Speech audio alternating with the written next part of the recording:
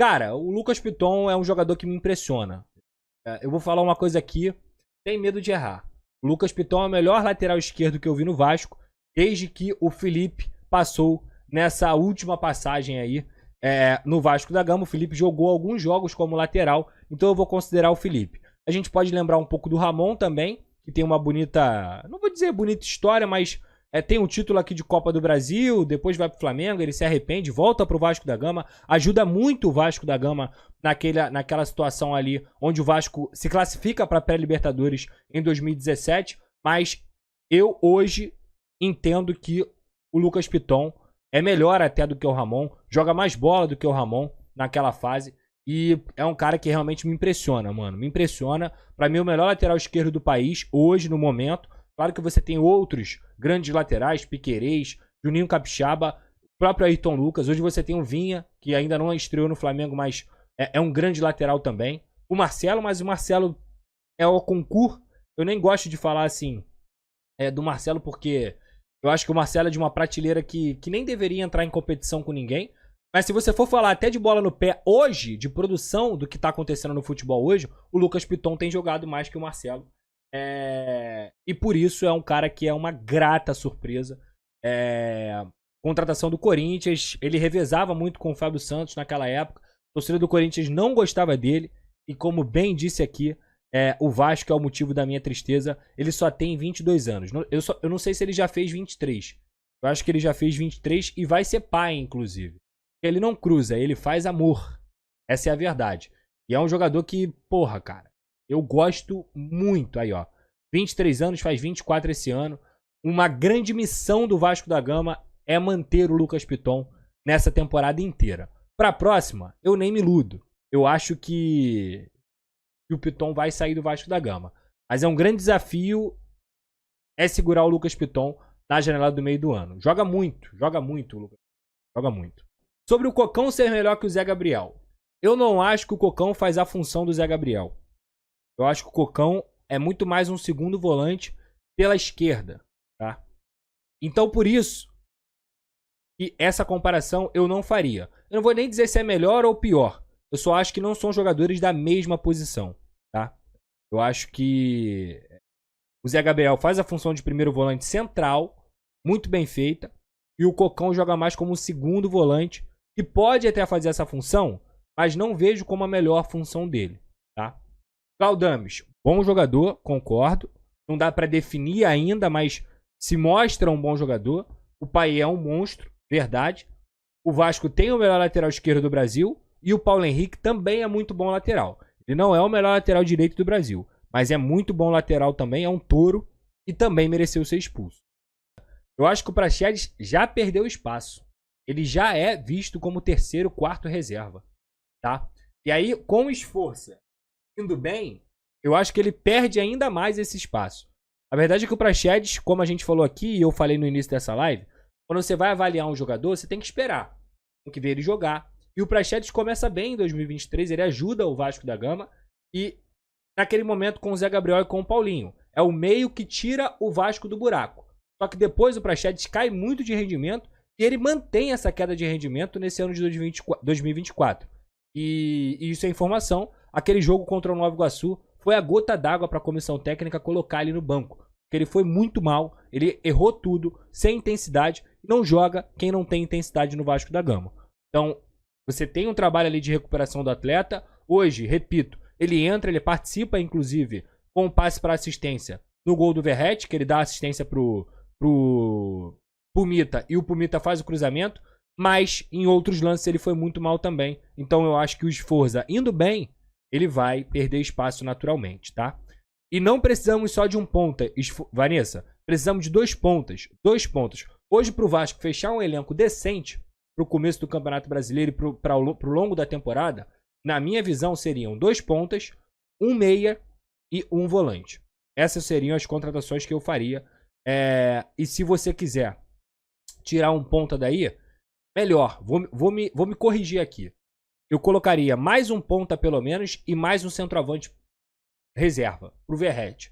Eu não digo nem precisa ser um centroavante especificamente, mas um atacante de movimentação que possa fazer aquela função central e seja um bom jogador. O Pedro Henrique e o Breno Lopes, se tivessem vindo, eles poderiam fazer essas duas funções. Eles jogam de ponta e também jogam de centroavante uma eventual possibilidade.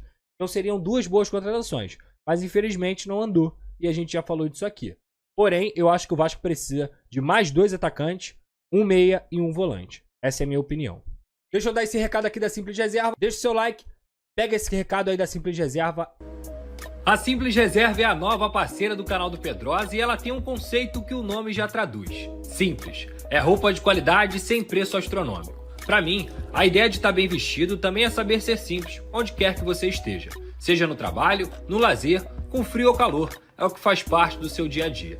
E apontando a câmera do seu celular para esse QR Code aqui na tela ou clicando no link da descrição, você pode usar o cupom PEDROSA10 e ganhar 10% de desconto na Simples Reserva. Seja para homens, mulheres ou crianças. Ficou fácil estar bem vestido e num preço bom também.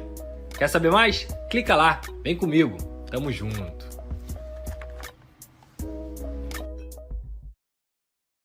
Então tá aí, lá na Simples Reserva você tem 10% de desconto com o cupom PEDROSA10. Tá vendo esse QR Code aqui, ó, que aparece aqui toda hora na live? É só você apontar sua câmera e lá na Simples Reserva, no site, você escolhe sua roupa, fica bonitão, fica bem trajado e ainda ganha 10% de desconto com o cupom PEDROSA10. Se você não conseguir apontar sua câmera do QR Code, o link tá aqui na descrição da Simples Reserva, beleza?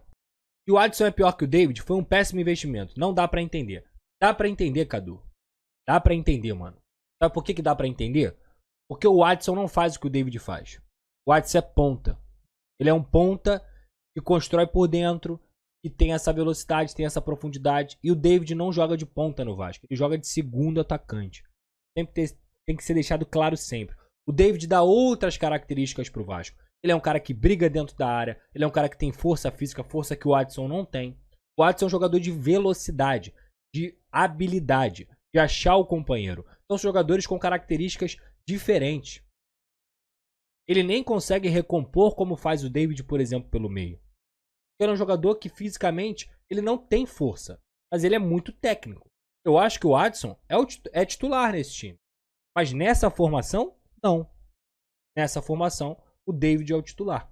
Porque o Vasco não tem outro. Deveria. Mas não tem. Imagina Bruno Gomes, Andrei, Thales Magno, Evander, Matheus Vital, Peck, jogadores queimados na base nesse time organizado. Abraço dos Mamutes, Pedrosa. Tamo junto, meu parceiro. Lucas Glioche aí, ó. A galera do Mamutes, que eu mandei abraço lá no sábado, na pelada lá do Colégio Batista. Tamo junto, rapaziada. Obrigado pelo carinho. Cara, sem dúvida, o Lucas. Infelizmente, o Vasco tinha um ambiente muito hostil, muito tóxico para esses jogadores. E obviamente, dentro de um time organizado, eles com certeza mostrariam todo o talento que eles têm. Porque eles têm talento, sabe? Eles são grandes jogadores. Mas, sem dúvida alguma, Lucas, o fato do Vasco ter um time organizado potencializa todo mundo. E essas joias que o Vasco teve, eles nunca tiveram a oportunidade de jogar num time organizado. Só quem teve a oportunidade de jogar num time organizado foi quem? O Peck. E adivinha o que aconteceu com ele? Ele foi vendido por 50 milhões de reais. Essa é a diferença de um jogador que se potencializa dentro de um esquema. Porque se você for pegar o valor de mercado do Peck em 2023, em janeiro, não passava de 20. Ele foi vendido por 50.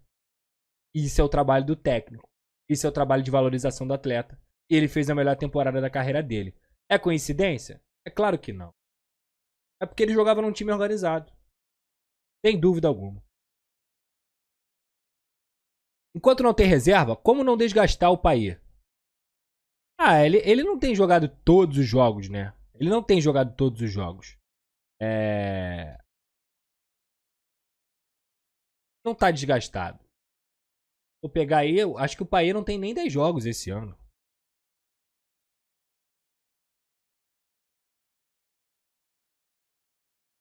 Mas é difícil, ele não tem reserva. É fato. Ele não tem reserva.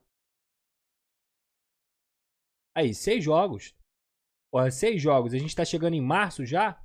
Tá ótimo a minutagem dele. Uma ótima minutagem. O negócio é ele tá bem pro Campeonato Brasileiro. Essa é a parada.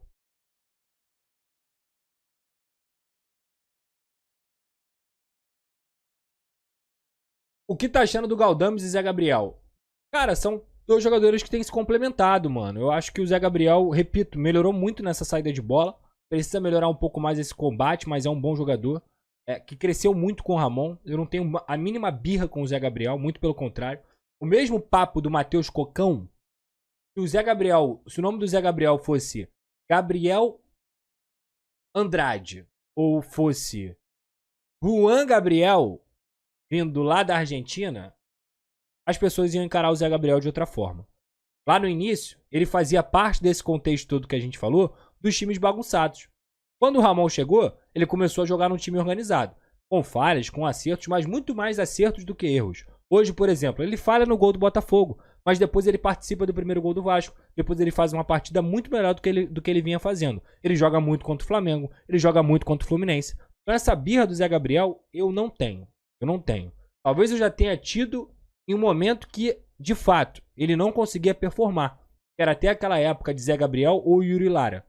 E aí não tinha como, não tem comparação. O Yuri Lara era muito melhor jogador para aquele momento pro Vasco. Mas hoje, o Zé Gabriel, cara, é um jogador honesto. Honesto. E o Galdames, a mesma coisa. Eu acho que se complementa por ser um cara inteligente. Gente, eu falei isso aqui quando ele foi contratado e as pessoas não levam isso a sério. Quando um cara desempenha no futebol argentino e ele vai pro futebol italiano, quando ele é contratado pelo futebol italiano, e ele passa 2 temporadas no futebol italiano, que é um futebol muito mais pegado, e tem outra característica, uma experiência enorme, esse cara não pode ser ruim de bola, mano. Isso vai muito do atleta. Como que o Galdames chegaria aqui? Ele chegaria achando que ele tava descendo de patamar por estar saindo da Europa? Ou ele chegaria achando como ele tá achando agora? Ele vai chegar num time enorme como o Vasco da Gama, que ele tem muita bola para jogar e que ele pode ajudar o Vasco. Pra mim, é a segunda opção. Então, é bom jogador, jogador que já frequentou a seleção chilena. É o melhor do mundo? Tô falando que ele vai, meu Deus, vai destrinchar o futebol brasileiro? Não. É bom jogador. Um bom jogador pra você compor elenco. Ponto. E hoje vem sendo titular, porque o Vasco perdeu o Jair e Paulinho.